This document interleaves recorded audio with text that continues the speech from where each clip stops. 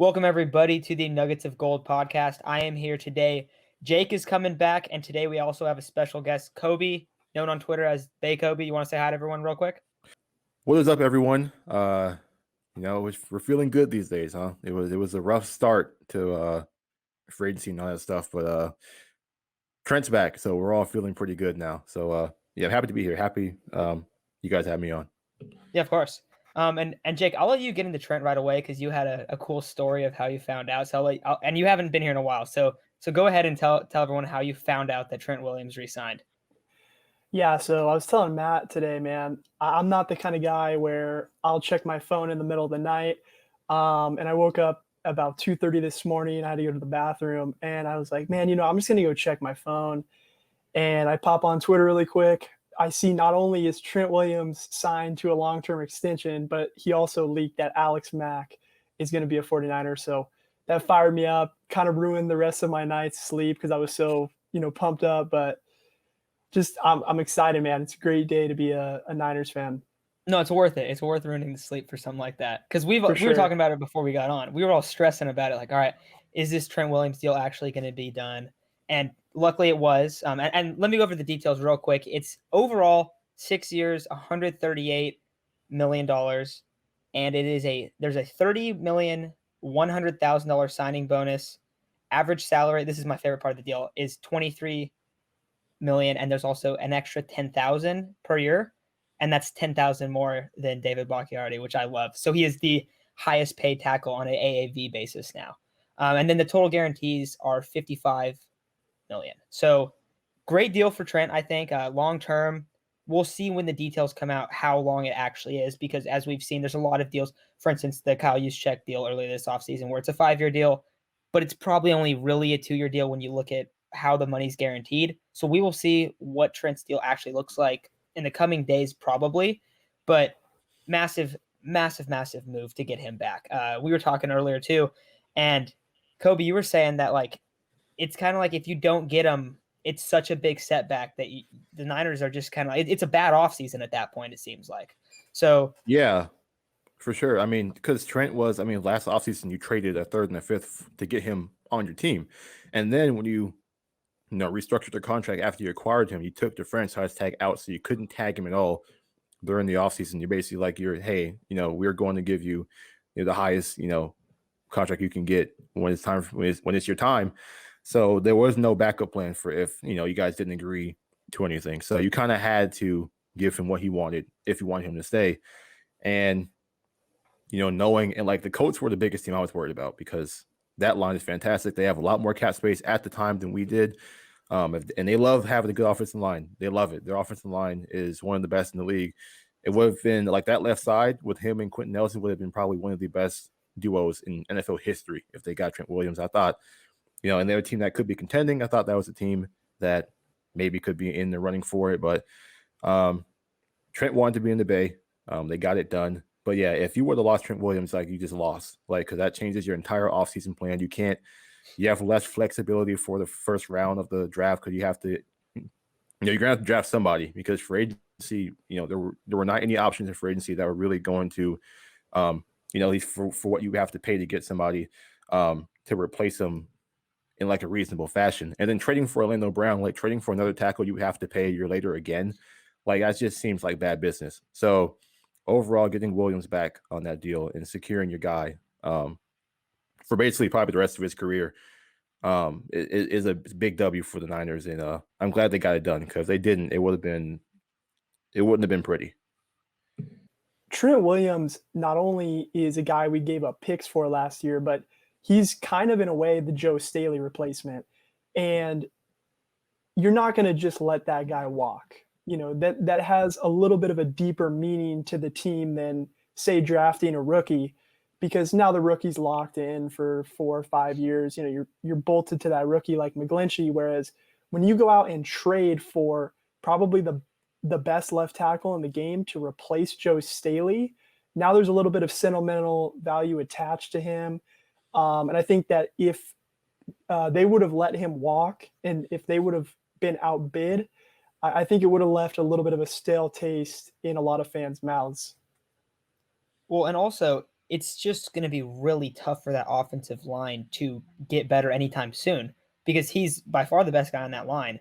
And then you look, okay, left guard, yeah, Lakin's probably the most sure thing there.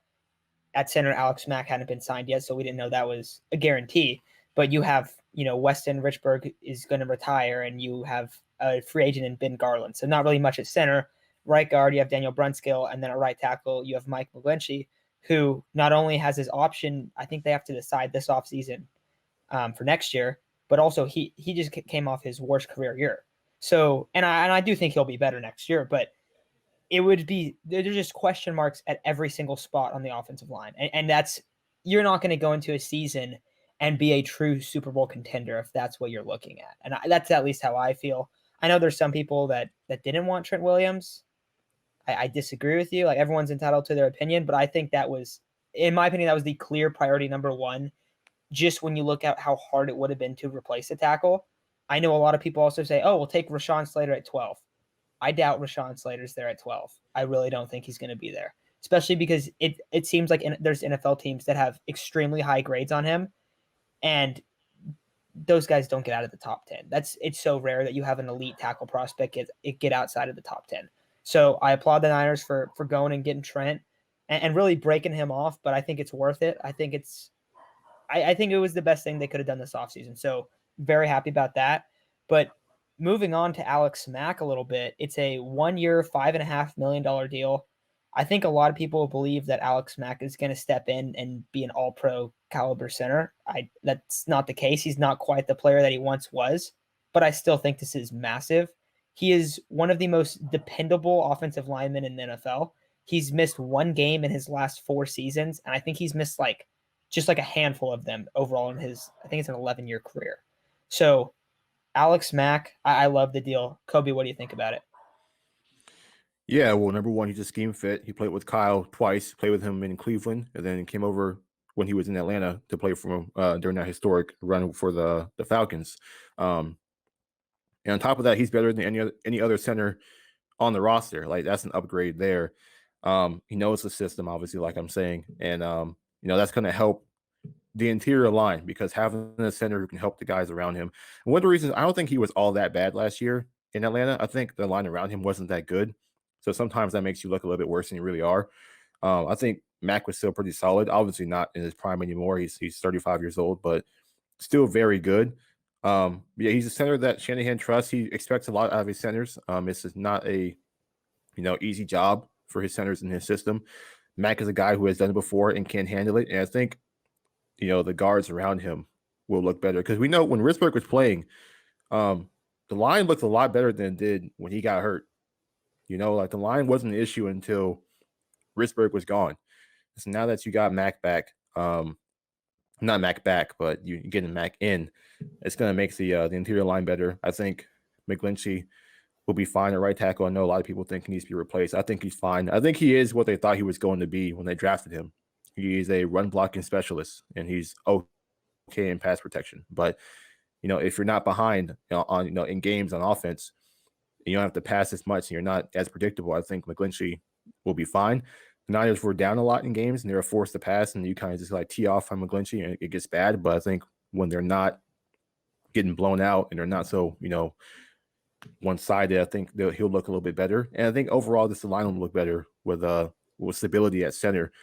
As well, with a smart and talented guy in Alex Mack. I think this is a big signing because it was something that should have been done last year, really, because I'm sure the Niners knew Risberg wasn't coming back. I'm sure they knew more than we did that his injury was pretty significant and he wasn't going to be able to play again. But maybe this is why they didn't, because they knew Mack might be available a year later. Maybe Mack is the guy that Shanahan really wanted. He decided he was going to go get somebody else. And he really wanted to maybe bring in Mack a year later. I don't know how realistic that idea might be, but maybe that was on his mind. But now he's in San Francisco, and I think the line is going to be much improved because of it. I don't see how it can't be now as you have a legit center into this system and a guy who's been in the system before, so knows how it all works and everything. So it's a good signing for sure. You said it earlier. Mack's a really, really intelligent guy. A lot of people don't understand center if you're more of a casual fan. it's a lot more than just, oh, I'm going to snap the football to the quarterback.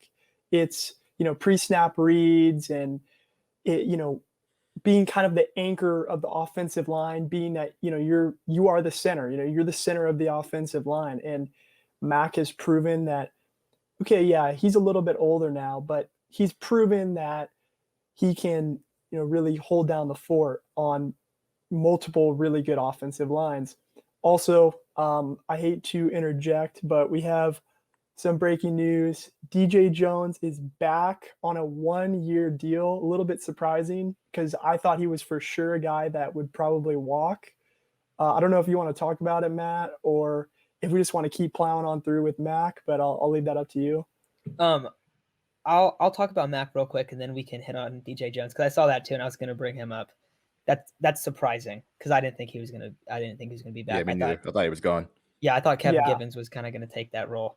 But for Alex Mack, I love it. You brought up that he's the anchor of that offensive line, and just like how the center position is a little bit like tough to quantify.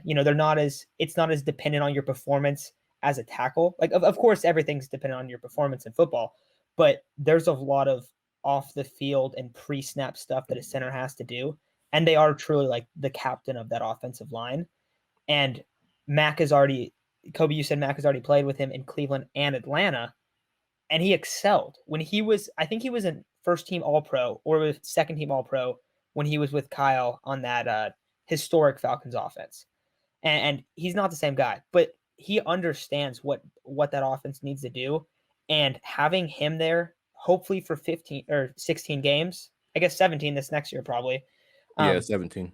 Yeah, so that's going to be big if he's there the whole time, because that was one of the biggest issues. You were talking about how McGlinchey's kind of the player that they thought he would be, and where he's going to excel a lot when they're able to run the ball and play off that play action style offense and not just have to sit back and pass. Well, I think another huge factor is that inside him last year at right guard and center, it was guys in and out of the lineup all the time. And I think you've kind of just cemented that center position. And now the only offensive line spot that I think that they're going to go out and like make a move at is right guard. And last year you didn't have that. You had two spots that were back and forth, and it made it really tough for McGlinchey. So I think that's going to help him a lot. But moving on to DJ Jones, DJ's an exciting player. I've always liked him. I think he's a very, very good player for what he is. He's usually as a 0 tech or a 1 tech, so he's right around the center. But I love it. I mean, I don't know. I didn't think they were going to be able to do this. I just thought he was gone. Like I said, I thought Kevin Givens was going to be the guy. But Kobe, do you like the DJ Jones signing? Yeah, for sure. I mean, I think, this line excelled the most when it had depth, and you keep that with DJ Jones, who is a solid, addition on this defensive line. I'm sure he plays a lot in the base formations, like first, second, third down. Well, first and second down. He plays when Armstead's kicked outside, and then you have Jones next to Kinlaw, and then hopefully we get Bosa back. So I think that will continue to be the line that they probably use on first and second down. And then on third down, that's when you'll see Sampson come in, Bosa Sosa combo. I can't wait to see that. But I think that's when you'll see a Bukum come in and help, rush the passer. But on obvious maybe potential running downs, I think Jones is a fantastic player. Having him, next to Kinlaw again for another year. I mean, it's just big. I think having depth on your line, like having, a flurry of quality defensive linemen on your team, allowing your guys to stay fresh throughout the game, not letting anyone get too tired, keeping them, relatively fresh for the game. And that way, late into the game, we need to really, pin your ears back, get to the quarterback, make some plays. You can still do so. But yeah, it's a big time signing. I think it's underrated signing. I think people will probably glance over it like, hey, whatever. But I think that's pretty solid signing for the Niners. I think that's pretty big. Yeah, and obviously DJ Jones didn't have the year last year that maybe we had kind of expected.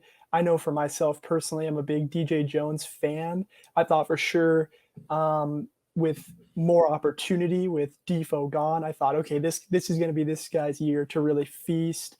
And the reality is he's just not a DeForest Buckner kind of player. He's just not going to generate the same kind of pressure as Defoe because, let's face it, he's not Defoe. But with Nick Bosa back, we've said it before. Bosa is really the key that unlocks this defensive line. And now all of a sudden you're going to have ample attention placed on Bosa. Well, now Armstead's going to be back to screaming off at the edge again, or inside if you want to kick him back inside. You're going to have Kinlaw, who I think is an animal. You're going to have DJ Jones, who could generate some interior pressure. Like, I think that this move, like you said, it's just nonstop waves of pressure.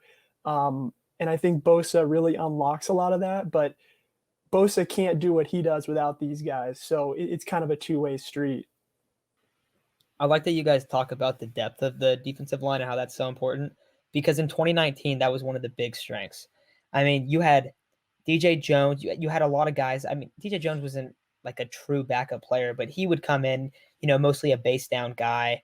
And then you had Ronald Blair and you had Solomon Thomas, who obviously isn't some elite player, but there's just a lot of solid defensive linemen. And then you go, okay, well, who's your four guys when it's time to rest of Pasher?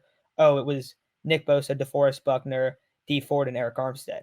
And then you have all of those other backups that are starters on many other teams. So I think you got to start building that defensive line depth back up again. I think that's what this move really is. I love it.